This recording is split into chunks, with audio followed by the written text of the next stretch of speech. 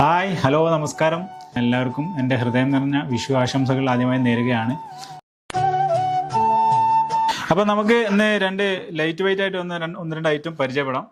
അപ്പോൾ ഞാൻ ആദ്യമായിട്ട് ഒരു ചെയിന് വരുന്നുണ്ടല്ലേ നിങ്ങൾ, ചെയിനും അതിലേക്ക് നല്ല സ്യൂട്ടബിൾ ആയിട്ടുള്ള ലോക്കറ്റാണ് വന്നത്, ഗ്രീൻ കളറിൽ വരുന്ന.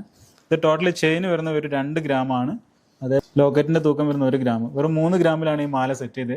പിന്നെ അതേപോലെ അതിൻ്റെ സെയിം സെറ്റായിട്ട് വരുന്ന ഒരു ജോഡി കമ്മലാണ്, ഇതും വെറും 1 പവനുള്ളൂ.